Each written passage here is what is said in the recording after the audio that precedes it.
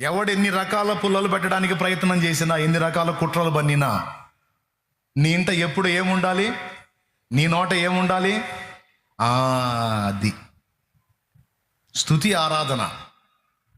ఎప్పుడు నేను చెప్తున్నాను, ఇంట్లో ఎప్పుడు కూడా ఒకవేళ మీరు బాడలేకపోయినా ఇంట్లో ఎప్పుడు స్తుతి ఆరాధన ఉండేటట్టు, దేవుని పాటలు ఎప్పుడు ఇంట్లో మోగేటట్టు చూడండి. ఎప్పుడు యేసయ్య పాటలు మోగాల ఇంట్లో. నీ కారులో, నీ ఆటోలో, నువ్వు వాహనం నడిపితే వాహనంలో, నువ్వు ఎక్కడ పని చేస్తున్నావు అక్కడ ఎప్పుడు దేవుని స్తుతి ఆరాధన నీ చెవులకు ఇంపుగా ఉండునట్లు జాగ్రత్త పడితే నీ హృదయం ఎప్పుడు దేవునికి కనెక్ట్ అయి ఉంటుంది. దానివల్ల ఫలితం ఏంటి?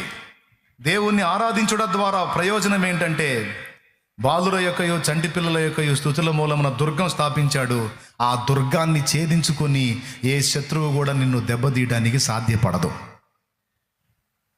ఇది ఇప్పుడు మళ్ళీ ఒకసారి పాడండి. నా బలమా, నా కోట, ఆరాధన నీకే. నా బలమా, నా కోట, ఆరాధన నీకే. నా దుర్గమా, ఆశ్రయమా, ఆరాధన నీకే.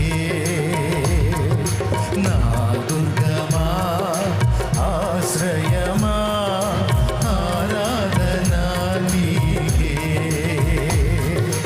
ఆరాధన, ఆరాధన. అబ్బా తండ్రి నీకేనయ్యా. చాలేమన్నది మాకు చిన్నపిల్లలకు చెప్పినట్టు చెబుతున్నాడు. మాకు తెలుసులే ఆ మాత్రం. మరి తెలిసి చేస్తున్నావా మరి? ఓ పాట పాడమంటే 33 మెలికలు తిరుగుతావు. నేను పాట నాకే వచ్చా అనుకుంటా.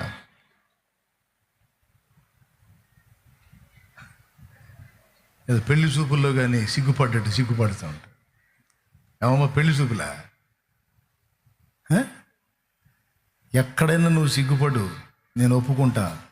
దేవుణ్ణి ఆరాధించే దగ్గర, ప్రార్థన చేసే దగ్గర, దేవుని గురించి ఇతరులకు చెప్పే దగ్గర, నేను దేవుణ్ణి నమ్ముకున్నానని గంభీరంగా సాక్ష్యం ఇచ్చే దగ్గర సిగ్గుపడ్డావా?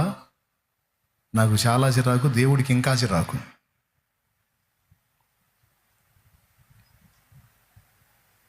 దేవుడికి ఇంకా చిరాకు. ఆయన నామాన్ని సన్నుతించే దగ్గర సిగ్గేంది?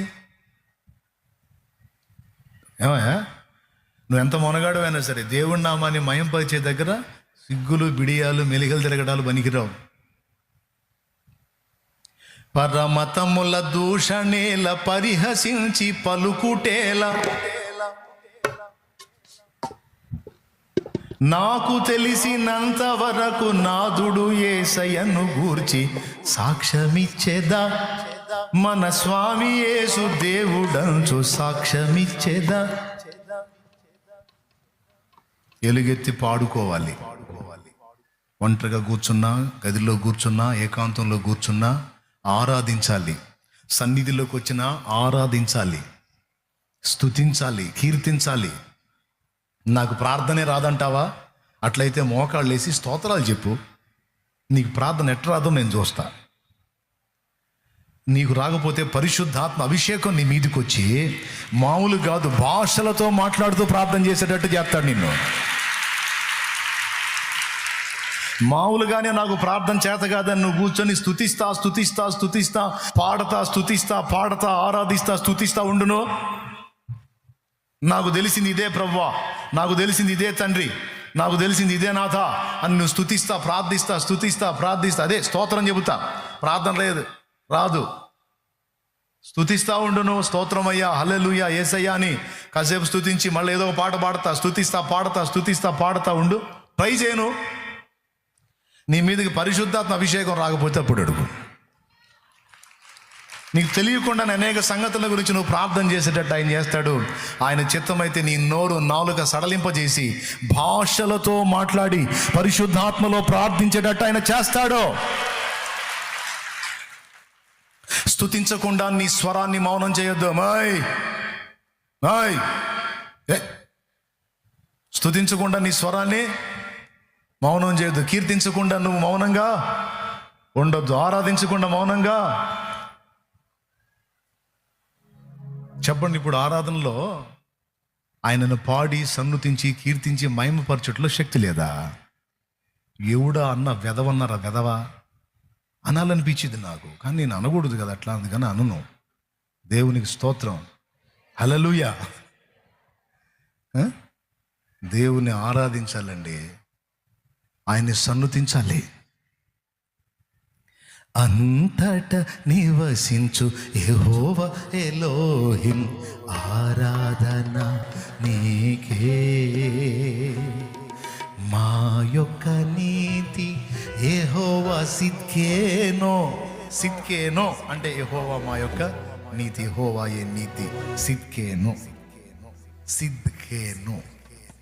మా యొక్క నీతి యెహోవా సిద్కేనో, ఆరాధన నీకే.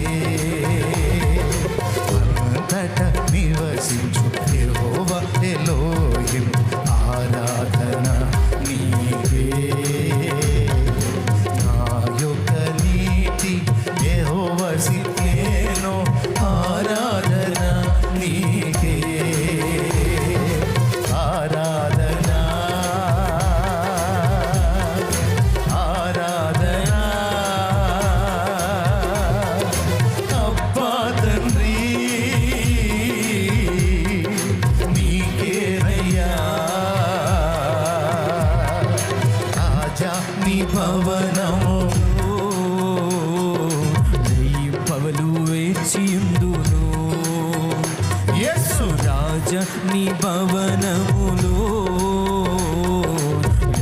పవలు వేచియుందును. ఆమేన్. ఆరాధన ద్వారా, స్తుతించుట ద్వారా ఒక దుర్గం స్థాపించబడుతుంది. దానిలో మనం ప్రొటెక్ట్ చేయబడతాం, భద్రపరచబడతాం. ఇది మొదటి సంగతి. శత్రువులు నీ మీద కుట్రబని నిన్ను నాశనం చేయగోరిన వారిని దేవుడు అణచివేస్తాడు. వాళ్ళ ప్రయత్నాలన్నీ నాశనం అయ్యేటట్టు ఆయన చేస్తాడు. ఇది రెండవ సంగతి.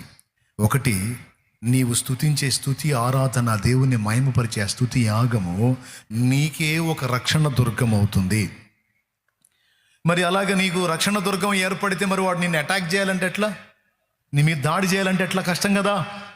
అందుకని నువ్వు స్తుతించకుండా వాడు నిన్ను అడ్డగిస్తుంటాడు, నువ్వు ఆరాధించకుండా వాడు నిన్ను అడ్డగిస్తుంటాడు. అది బోధల ద్వారా కావచ్చు, కొంతమంది మాటల ద్వారా, వెటకారాల ద్వారా కావచ్చు, లేదా కొంతమంది ఫీలింగ్స్ ద్వారా, సిగ్గులు అని చెప్పి ఏదో కొంతమంది ఫీలింగ్స్ ఉంటాయి, వాటి ద్వారా కూడా వాడు నిన్ను స్తుతించకుండా అడ్డగిస్తాడు. అడ్డగిస్తే నువ్వే నష్టపోతావు. నా ఆడి ప్రేరణకు లొంగవాకు. పరిశుద్ధాత్మ ఎప్పుడు కూడా స్తుతిని కోరుకుంటాడు, స్తుతించమని నిన్ను ప్రోత్సహిస్తుంటాడు, ఆరాధించమని నిన్ను రేపుతా ఉంటాడు. గుర్తుపెట్టుకొని ఇది వాడుక చేసుకోండి, అలవాటు చేసుకోండి.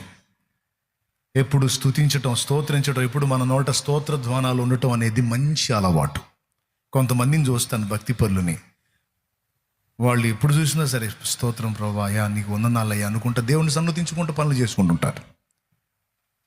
దేవుని సన్నుతించుకుంటూ పనులు చేసుకుంటుంటారు. అది మంచి అలవాటు. చెత్త మాటలు మాట్లాడుకోవటం, చెత్త తలంపులు మాట్లాడుకోవటం కన్నా దేవుణ్ణి స్తుతించటం గొప్పది కదా. కాబట్టి స్తుతించుట ద్వారా మనం ఆయన దుర్గమై మనల్ని భద్రపరుస్తాడు, మన స్తుతుల మూలమున దుర్గమును స్థాపిస్తాడు. రెండవది, మన మీద కుట్ర చేసే వాళ్ళకి విసుగు పుట్టి వాళ్ళ ప్రయత్నాలు మానుకునేటట్టు ఆయన చేస్తాడు. అవి వాళ్ళకే ఎఫెక్ట్ అయ్యేటట్టు ఆయన చేయగలడు. ఇది రెండు. మూడవది, ఆరాధనలో శక్తి విడుదలవుతుంది, అది మనల్ని స్వస్థపరుస్తుంది. హల్లెలూయా. ఆరాధనలో ఏం విడుదలవుతుంది? శక్తి విడుదలవుతుంది. అది రోగాలను బాగు చేస్తుంది. అనేక సాక్ష్యాలు ఇప్పటికే వచ్చిన సాక్ష్యాలు అలాంటివే. నేను అందుకే ఆదివారం ఆరాధన చేసేటప్పుడు జాగ్రత్త అని చెబుతాను, చేసేవాళ్ళకి చెప్తాను, మీకు కూడా అదే చెప్తాను. స్తుతి ఆరాధన చేయటం ద్వారా ఏమేం కొనగూరిద్దో మీకు తెలుసు. బంధకాలు తెగిపోయినట్టు బైబిల్లో రాస్తుంది, అపోస్తల కార్యములు 16లో. ఇంట్రెస్ట్ ఉంటే గుర్తు రాసుకో, లేకపోతే ఇంటికి పోయి చూసుకో. స్తుతించుట ద్వారా వారి బంధకాలు తెగిపోయి పౌలు శీలలో చెరసాలలో బంధించబడిన బంధకాలు తెగిపోయినాయి. స్తుతి ఆరాధన చేయటం ద్వారా బంధకాల్లోంచి విడుదల పొందుతాం. పిశాచి కట్లు కావచ్చు, మాంత్రిక శక్తుల కట్లు కావచ్చు, దురాత్మ ప్రయోగ తంతులు కావచ్చు, సాతాను నిన్ను నలుమూలలా కట్టి బంధించి ఉండొచ్చు. ఆ కట్లన్నీ, ఆ బంధకాలన్నీ, అవి వ్యసనాల బంధకాలు కావచ్చు, చెడుతనపు బంధకాలు కావచ్చు, పాపపు వాంఛల బంధకాలు కావచ్చు, అవి ఏ విధమైన సైతాను శోధనలైనా శరీరేచ్ఛలైనా వాటన్నిటి బంధకాలు తెంచి నిన్ను విడిపించే శక్తి స్తుతి ఆరాధనలో ఉంది. స్తుతి ఆరాధన చేయటం ద్వారా దేవుడు దాన్ని ఉత్పత్తి చేస్తాడు. స్తుతి ఆరాధన నీవు చేయటం ద్వారా పరిశుద్ధాత్మ కదులుతాడు. ఆయన నిన్ను బంధ విముక్తుడిని చేస్తాడు. ఎంతమందికి అర్థమైంది? అందుకే దీన్ని ఇంత సీరియస్గా చెప్తున్నాను. ఇంత శక్తి ఉంటుంది కాబట్టే, బంధకాల్లోంచి విడుదల మనకు వచ్చింది కాబట్టే, వ్యసనాల మీద మనకు జయం వచ్చింది కాబట్టే సైతాను నిన్ను ఆరాధించకుండా అడ్డగిస్తాడు. అందుకే వాళ్ళు వచ్చి బోధకుడా వాళ్ళ నోళ్ళు మూయించంటే, మీరు వాళ్ళ నోళ్ళు మూయిస్తే వెరీ డేంజర్. ఏంటో తెలుసా? రాళ్ళు కేకలేయటం మొదలు పెడతాయి. రాళ్ళు కేకలేయటం మొదలు పెడితే వాళ్ళని ఆపొద్దు. వాళ్ళు నా పిల్లలు నా స్తోత్రమును ప్రచురం చేస్తారు. నా పిల్లలు నన్ను మహిమపరుస్తారు. నా పిల్లలు నన్ను ఆరాధిస్తారు. నా పిల్లలకి నన్ను ఆరాధించడంలోనే సంతోషం ఉంది. నా పిల్లలకు నన్ను ఆరాధించడంలోనే ఆనందం ఉంది. నా పిల్లలకు నన్ను మహిమపరచడంలోనే శక్తి ఉంది. వాళ్ళని ఆపొద్దు అని నా ప్రభు వాళ్ళని అడిగించాడు. నాలుగవది ఏంటి? మూడవది స్వస్థత కలుగుద్ది ఆరాధించుట ద్వారా. అది నేను నా లైఫ్లో అనుభవించాను. నాలుగవది బంధకాలు తెగిపోతాయి. ఎలీషా దగ్గర ఏం జరిగింది? వీణ వాయిస్తూ ఆరాధించినప్పుడు పరిశుద్ధాత్మ ఎలీషా మీదకి వచ్చింది. ఆ ఆత్మ అభిషేకం ఆయన మీదకి వచ్చినప్పుడు అక్కడున్న సమస్యకు పరిష్కారం చెప్పాడు ఆయన. సో ఆరాధించుట ద్వారా పరిశుద్ధాత్మ అభిషేకం మన మీదకి వచ్చుద్ది. ఆ అభిషేకం మన మీదకి వచ్చినప్పుడు సమస్యలకు పరిష్కారం కూడా మనకే అర్థమైద్ది, మనకే బయలుపరుస్తాడు. నీకు సమస్య వచ్చింది తమ్ముడు, పరిష్కారం అర్థం కావట్లా, వెళ్ళి మోకాళ్ళు వేసి కూర్చొని ఆరాధించు. దేవుడు నీకు సమాధానం ఇచ్చేంత వరకు ఆరాధించు. ఆయన అభిషేకం నీ మీదకి పంపుతాడు. పరిశుద్ధాత్మ శక్తి రూపం నీ మీదకి దిగొస్తాడు. పరిశుద్ధాత్మ ప్రభావం నీ మీదకి దిగొచ్చినప్పుడు ఆ సమస్యకు పరిష్కారం ఎలా చేయాలో, ఆ మెరుపు లాంటి ఆలోచన నీకే ఆయన ఆత్మ ఇస్తాడు. ఎలా డీల్ చేయాలో, ఆ సమస్యను ఎలా పరిష్కరించాలో, ఆ ఐడియాలజీ ఆత్మ నీ మీదకి వచ్చినప్పుడు తానే అనుగ్రహిస్తాడు. ఇప్పటి వరకు దేవుని కృపను బట్టి నేను జరిగించుకుంటూ వచ్చినటువంటి పనులన్నీ కూడా దేవుడు నాకు అట్లా ఆయన ఇచ్చిన ఆలోచనలను బట్టి చేసుకుంటూ వచ్చాను.